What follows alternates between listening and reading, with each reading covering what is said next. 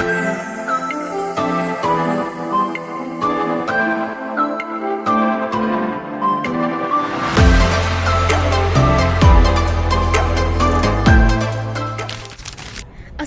warahmatullahi wabarakatuh. Selamat datang di video pembelajaran hari ini. Kita akan membahas sebuah perubahan besar yang telah mengubah wajah sistem keuangan Indonesia, yaitu transformasi peran Bank Indonesia setelah hadirnya Otoritas Jasa Keuangan atau OJK. Sebelum kehadiran OJK, Bank Indonesia dikenal sebagai satu-satunya otoritas yang bertanggung jawab atas pengelolaan sektor keuangan, dari menjaga stabilitas moneter hingga mengawasi perbankan. Semuanya berada di bawah kendali Bank Indonesia. Namun, setelah OJK dibentuk pada tahun 2011, terjadi perubahan besar dalam pembagian tugas dan tanggung jawab. Transformasi ini dilakukan dengan tujuan untuk meningkatkan efektivitas dan efisiensi dalam mengelola sistem keuangan yang semakin kompleks. Namun, perubahan ini juga memunculkan sebuah pertanyaan. Mengapa Bank Indonesia menyerahkan sebagian perannya? Apakah langkah ini berhasil meningkatkan stabilitas keuangan? Bagaimana koordinasi antara kedua lembaga ini dilakukan? Melalui video ini, kita akan menjawab pertanyaan-pertanyaan tersebut dan membahas bagaimana transformasi ini berdampak pada stabilitas keuangan di Indonesia. Tapi, sebelum itu, mari kita pahami terlebih dahulu apa itu Bank Indonesia dan peran utamanya. Bank Indonesia atau yang sering disingkat sebagai BI adalah Bank Sentral Republik Indonesia. BI merupakan lembaga independen yang memiliki tugas utama menjaga stabilitas ekonomi melalui pengelolaan moneter, sistem pembayaran, dan stabilitas sistem keuangan. Sejarah Bank Indonesia dimulai sejak kemerdekaan Indonesia, ketika pemerintah mengambil alih Javas Bank pada tahun 1953. Sejak saat itu, Bank Indonesia menjadi pilar utama dalam menjaga stabilitas ekonomi dan keuangan negara. Tugas utama Bank Indonesia terbagi dalam 3 bidang utama. Yang pertama, menjaga stabilitas moneter. Ini mencakup pengendalian inflasi, pengaturan suku bunga, dan pengelolaan nilai tukar rupiah. Yang kedua, mengatur sistem pembayaran. Bank Indonesia memastikan bahwa transaksi keuangan, baik tunai maupun non-tunai, berjalan lancar dan aman. Yang ketiga, menjaga stabilitas sistem keuangan. Peran ini mencakup memantau risiko sistematik dan memastikan sektor keuangan tetap sehat. Namun, sejak tahun 2011, peran Bank Indonesia mengalami perubahan besar. Setelah pembentukan OJK, fungsi pengawasan sektor jasa keuangan yang sebelumnya dipegang oleh BI kini dialihkan ke OJK. Perubahan ini memungkinkan BI lebih fokus pada tugas utamanya sebagai bank sentral. Mari kita lanjutkan untuk membahas lebih dalam tentang transformasi ini. Sebelum kehadiran OJK, peran Bank Indonesia sangat luas sebagai bank sentral. Bank Indonesia memiliki tiga tugas utama, yaitu yang pertama menjaga stabilitas moneter. Ini berarti Bank Indonesia bertugas mengelola inflasi, mengatur suku bunga, dan menjaga stabilitas nilai tukar rupiah. Yang kedua, mengatur dan mengawasi perbankan. Bank Indonesia bertanggung jawab memastikan bank-bank di Indonesia beroperasi dengan baik dan sehat, dan mengatur aturan yang berlaku. Yang ketiga, menjaga stabilitas sistem keuangan.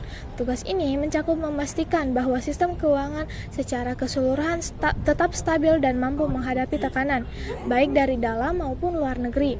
Namun, cakupan tugas yang begitu luas ini menimbulkan tantangan. Sistem keuangan yang semakin kompleks membutuhkan pengawasan yang lebih terfokus dan terintegrasi. Inilah alasan utama dibentuknya OJK. Setelah OJK hadir, peran Bank Indonesia berubah. Bank Indonesia kini fokus pada stabilitas moneter dan sistem pembayaran, sementara fungsi pengawasan sektor jasa keuangan termasuk perbankan dialihkan ke OJK.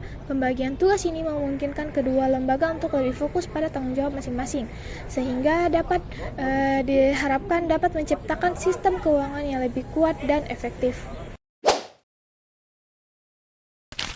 OJK atau Otoritas Jasa Keuangan adalah lembaga independen yang didirikan berdasarkan Undang-Undang Nomor 21 Tahun 2011.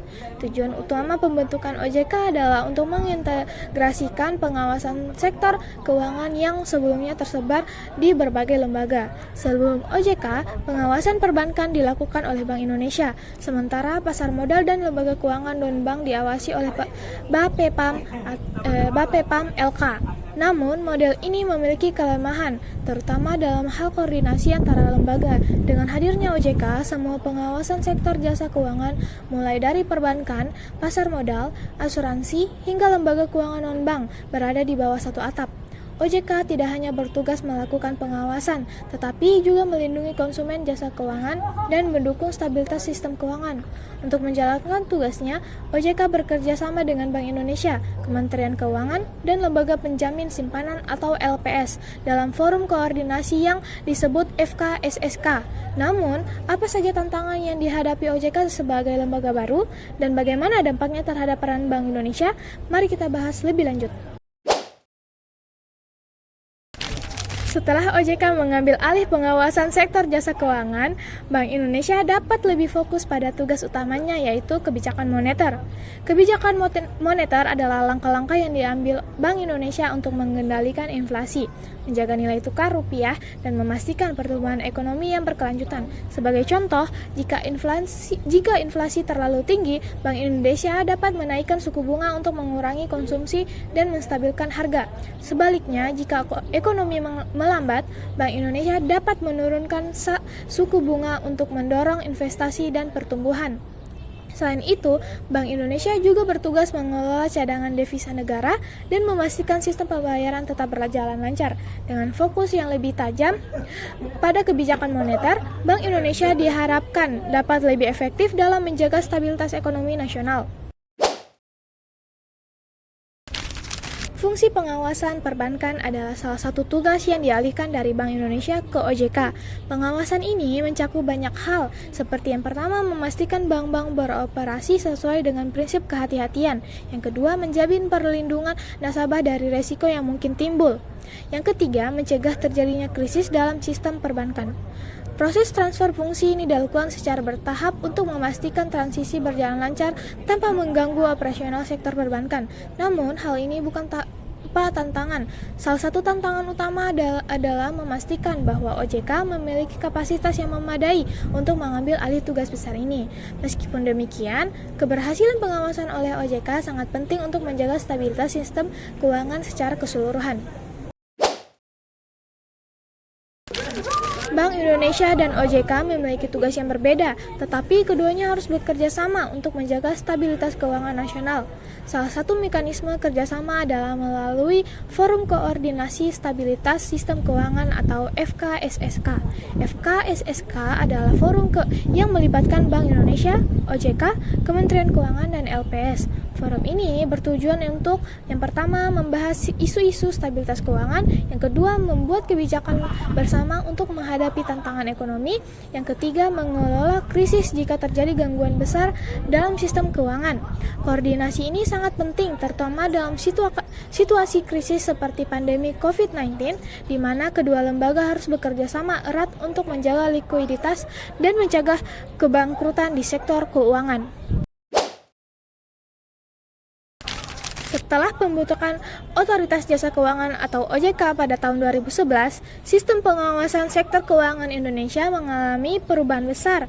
Kehadiran OJK membawa dampak yang signifikan terhadap stabilitas keuangan Indonesia, yang merupakan tujuan utama dari pembagian tugas antara Bank Indonesia dan OJK. Dalam narasi ini, kita akan membahas bagaimana perubahan ini mempengaruhi stabilitas keuangan secara keseluruhan.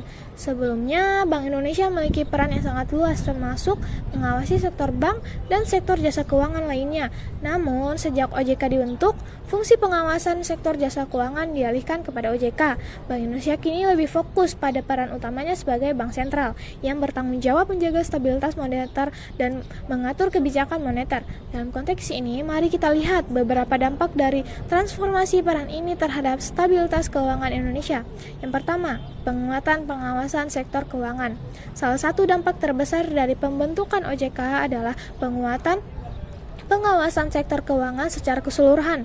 Sebelum adanya OJK, pengawasan sektor perbankan dilakukan oleh Bank Indonesia, sementara sektor pasar modal dan lembaga keuangan non-bank diatur oleh Bapepam LK. Ini seringkali menimbulkan tantangan dalam hal koordinasi antara lembaga-lembaga pengawas yang memiliki mandat yang berbeda. Dengan adanya OJK, pengawasan terhadap seluruh sektor jasa keuangan, mulai dari perbankan hingga pasar modal dan asuransi, kini berada di bawah satu lembaga yang memiliki kewenangan yang lebih luas. Ini membuat pengawasan menjadi lebih terintegrasi dan lebih efektif. OJK dapat lebih cepat mendeteksi potensi masalah atau resiko sistematik yang muncul, sehingga bisa mengantisipasi dan mengurangi dampaknya terhadap stabilitas keuangan. Yang kedua, fokus Bank Indonesia pada kebijakan moneter dan stabilitas ekonomi makro. Setelah OJK berdiri, Bank Indonesia bisa lebih fokus pada tugas utamanya, yaitu menjaga stabilitas moneter. Sebagai bank sentral, Bank Indonesia memiliki kewenangan untuk mengendalikan inflasi, mengatur suku bunga, dan menjaga stabilitas nilai tukar rupiah. Dengan fokus yang lebih tajam pada kebijakan moneter, Bank Indonesia dapat mengelola perekonomian Indonesia yang lebih efektif. Misalnya, jika ada tekanan inflasi yang lebih tinggi, Bank Indonesia dapat menaikkan suku bunga untuk menekan permintaan dan menstabilkan harga.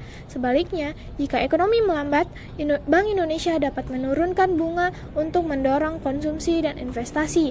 Kebijakan moneter yang tepat dapat menciptakan lingkungan ekonomi yang lebih stabil, yang pada gilirannya akan memperkuat stabilitas sistem keuangan secara keseluruhan. Selain itu, Bank Indonesia juga memiliki peran penting dalam menjaga sistem pembayaran yang aman dan efisien. Di era digital seperti sekarang, sistem pembayaran yang lancar dan terpercaya menjadi sangat penting untuk menjaga stabilitas keuangan. Bank Indonesia lebih berperan aktif dalam mengembangkan berbagai inisiatif untuk memastikan bahwa sistem pembayaran, baik yang berbasis tunai maupun elektronik, dapat berjalan dengan baik, aman, dan efisien. Yang ketiga, koordinasi yang lebih baik dalam menghadapi krisis keuangan. Koordinasi antara Bank Indonesia dan OJK menjadi sangat penting, terutama dalam menghadapi krisis keuangan. Sebelum OJK, pengawasan sektor keuangan yang terpisah-pisah seringkali membuat respon terhadap krisis menjadi kurang efektif. Dengan adanya OJK, kini ada saluran koordinasi yang lebih jelas dan terstruktur antara kedua lembaga ini. Misalnya, jika dalam situasi krisis ekonomi global atau krisis keuangan domestik, kedua lembaga ini dapat bekerja bersama untuk mengambil langkah-langkah yang tepat guna menjaga stabilitas sistem keuangan. Misalnya, saat krisis keuangan global melanda pada tahun 2008, koordinasi antara Bank Indonesia dan lembaga-lembaga internasional sangat penting untuk menjaga stabilitas pasar dan nilai tukar rupiah. Dalam hal ini, keberadaan OJK memberikan tambahan lapisan pengawasan yang sangat bermanfaat dalam menstabilkan sektor keuangan domestik. Yang keempat, pengawasan terhadap bank dan lembaga keuangan non-bank. Dengan adanya OJK, sektor perbankan di Indonesia dapat mendapat pengawasan yang lebih fokus dan lebih ketat. OJK bertugas untuk memastikan bahwa bank-bank di Indonesia beroperasi dengan prinsip kehati-hatian, memiliki cadangan modal yang cukup, dan menjalankan manajemen risiko dengan baik. Pengawasan yang ketat terhadap sektor perbankan ini sangat penting untuk menjaga kepercayaan masyarakat terhadap sistem perbankan, yang merupakan salah satu pilar utama stabilitas keuangan. Selain perbankan, OJK juga mengawasi sektor lain seperti asuransi, dana pensiun, dan lembaga pembiayaan. Lembaga-lembaga ini, meskipun tidak sebesar bank, juga memainkan peran penting dalam sistem keuangan Indonesia. OJK memastikan bahwa lembaga-lembaga tersebut beroperasi dengan prinsip yang sehat dan tidak menimbulkan risiko yang sistematik yang dapat menggoyahkan stabilitas keuangan. Yang kelima, perlindungan konsumen dan meningkatkan kepercayaan pada sektor keuangan. Salah satu manfaat penting dari hadirnya OJK adalah perlindungannya terhadap konsumen jasa keuangan. Dalam sistem keuangan yang semakin kompleks, konsumen seringkali menghadapi risiko dari produk-produk keuangan yang tidak transparan atau tidak sesuai dengan kebutuhan mereka. OJK berperan untuk memastikan bahwa lembaga-lembaga keuangan tidak hanya mematuhi aturan yang ada, tetapi juga menjalankan praktik yang menggunakan kepentingan konsumen. Dengan adanya perlindungan konsumen yang lebih baik, masyarakat akan merasa lebih aman dalam menggunakan produk-produk keuangan. Kepercayaan yang tinggi dari masyarakat terhadap sektor keuangan ini sangat penting untuk menjaga stabilitas keuangan. Ketika masyarakat percaya bahwa sistem keuangan mereka aman dan terlindungi, mereka akan lebih cenderung untuk berinvestasi dan berpartisipasi aktif dalam kegiatan ekonomi yang pada gilirannya mendukung pertumbuhan ekonomi yang berkelanjutan. Keenam, tantangan yang masih ada meskipun pembagian peran yang jelas antara Bank Indonesia dan OJK memberikan dampak positif terhadap stabilitas keuangan. Tantangan yang tetap ada, Indonesia seperti negara lainnya terus menghadapi resiko dari ketidakpastian ekonomi global seperti fluktuasi harga komoditas dan kondisi pasar internasional yang berubah cepat. Selain itu, perkembangan sektor keuangan yang sangat cepat seperti fintech dan mata uang digital juga menambah tantangan bagi kedua lembaga ini. Namun, dengan koordinasi yang baik dan pengawasan yang terus diperbarui, Bank Indonesia dan OJK dapat merespon tantangan-tantangan ini dengan lebih efektif. Kerjasama yang erat antara kedua lembaga ini bersama dengan lembaga-lembaga terkait lainnya akan menjadi kunci untuk menjaga stabilitas keuangan Indonesia. Setelah pembagian peran yang lebih jelas antara Bank Indonesia atau BI dan Otoritas Jasa Keuangan atau OJK, pasca pembentukan OJK pada tahun 2011, Indonesia menghadapi banyak perubahan signifikan dalam sistem pengawasan sektor keuangan. Meskipun transformasi ini membawa sejumlah manfaat seperti peningkatan efisiensi dan efektivitas dalam pengawasan, perubahan ini juga membawa tantangan baru. Namun, di balik tantangan tersebut terdapat berbagai peluang yang dapat dimanfaatkan untuk memperkuat stabilitas dan pertumbuhan sektor keuangan Indonesia. Mari kita bahas lebih mendalam mengenai tantangan dan peluang yang muncul pasca transformasi ini. Tantangan pasca transformasi. Yang pertama, koordinasi antara Bank Indonesia dan OJK. Salah satu tantangan terbesar pasca transformasi adalah bagaimana menjaga koordinasi yang efektif antara Bank Indonesia dan OJK. Meskipun masing-masing lembaga memiliki mandat dan tugas yang lebih jelas, baik BI maupun OJK tetap memiliki kepentingan yang saling terkait dalam menjaga stabilitas sistem keuangan. Bank Indonesia bertugas mengatur kebijakan moneter dan stabilitas sistem pembayaran, sementara OJK mengawasi sektor keuangan termasuk perbankan, pasar modal, dan lembaga keuangan non-bank. Tantangan muncul ketika kedua lembaga ini harus berkoordinasi dalam merespon krisis atau perubahan ekonomi yang cepat. Misalnya dalam situasi krisis ekonomi global atau gangguan dalam sistem keuangan domestik. Kedua lembaga ini perlu bekerja sama untuk mengidentifikasi dan mengatasi potensi resiko yang dapat mengguncang stabilitas keuangan.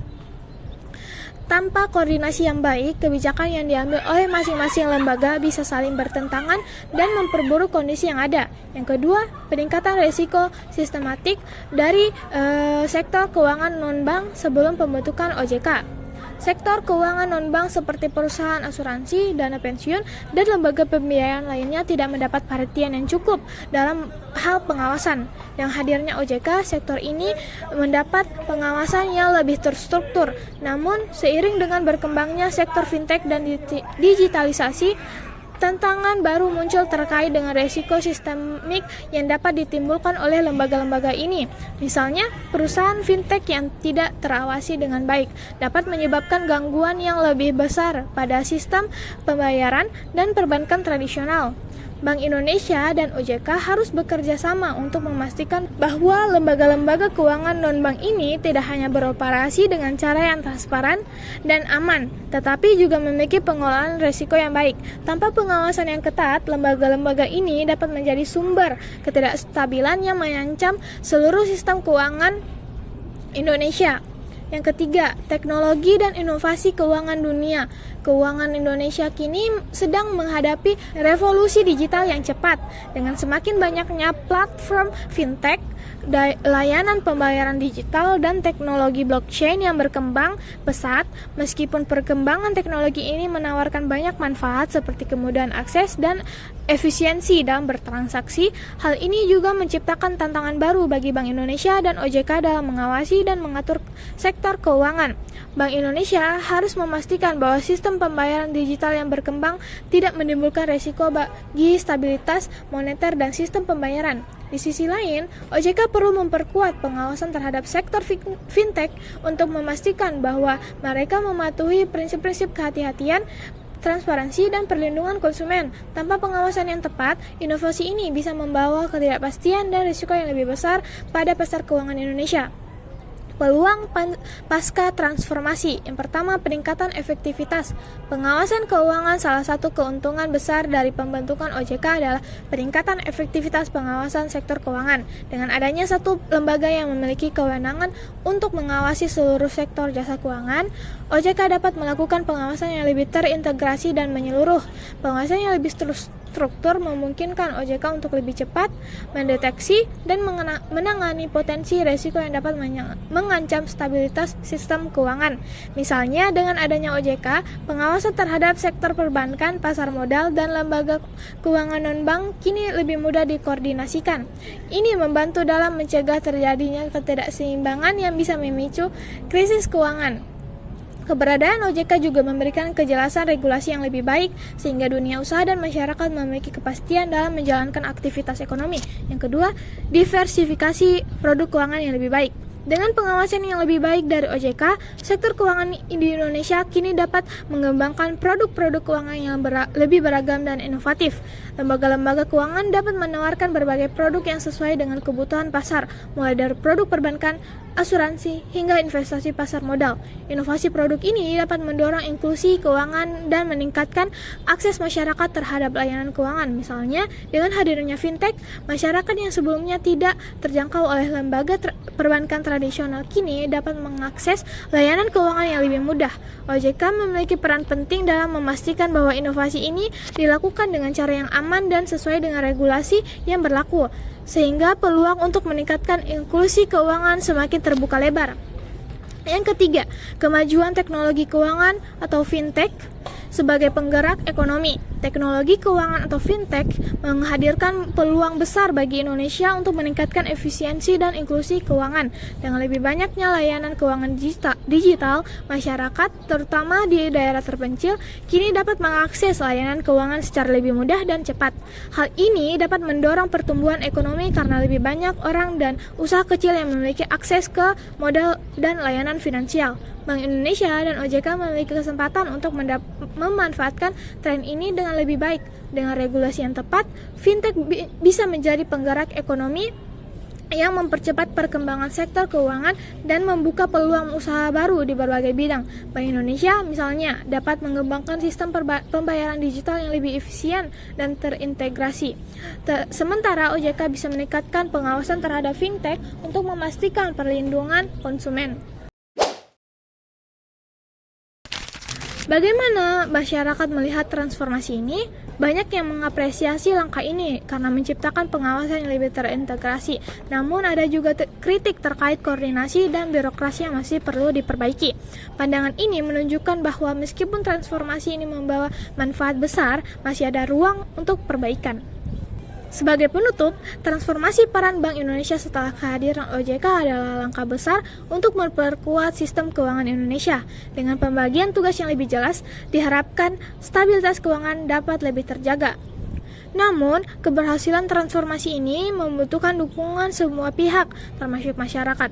Terima kasih telah menyimak video ini. Jangan lupa untuk like, komen, dan share video ini agar lebih banyak orang mendapatkan manfaatnya. Dan untuk mendapatkan video menarik lainnya, subscribe channel ini dan aktifkan lonceng notifikasi agar tidak ketinggalan konten terbaru dari saya.